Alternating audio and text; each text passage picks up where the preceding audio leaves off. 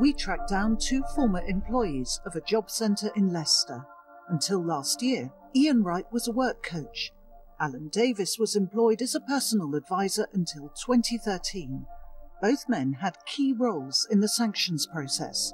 They set tasks for claimants, which, if they failed to complete, would result in a sanction. Both men say they were disciplined for not referring enough people for sanctions. Ian was sacked. It was the management's policy to drive up sanctions. From my experience, they're more interested in getting the paperwork right than meeting targets, than helping the claimants get the benefits that Parliament decree they should do.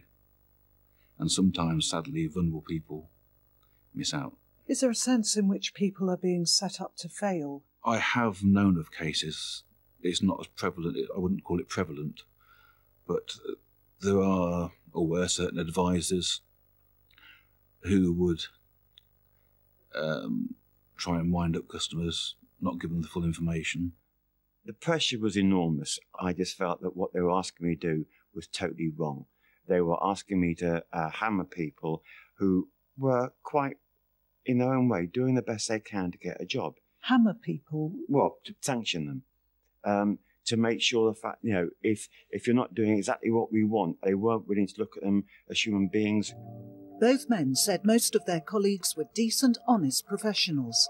When Alan returned from sick leave, he says he was put on notice for failing to initiate enough sanctions. I came back full-time, and within a week I had a PIP, a personal improvement plan, for doing more sanctions, because I felt that basically it was both ethically and morally wrong. And within 1 week, there's one PIP. So you were disciplined? I was disciplined, basically, yes. You've fallen out with management. You've been disciplined. Have you just got an axe to grind? I've got no axe to grind. I loved the job. I work with 18 to 24-year-olds. They were great people to work with. They really were.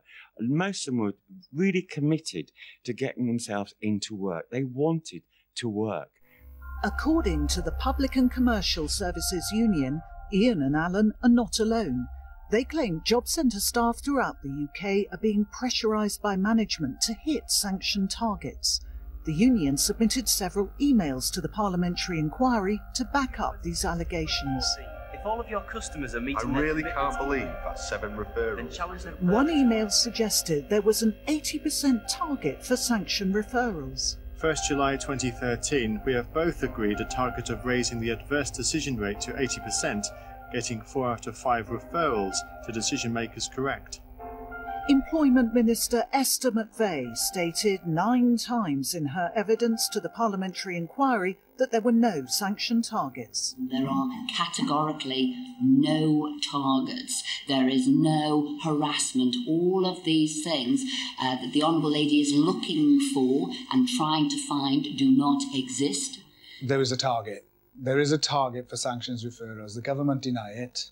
They talk about expectations, but we supply evidence that shows it's a target. One target was that 80% of all referrals must result in a sanction, clearly set out. We have evidence from all parts of the UK where individual members of staff are told they're not sanctioning enough, where individuals have to compete against other individuals and offices have to compete against other offices.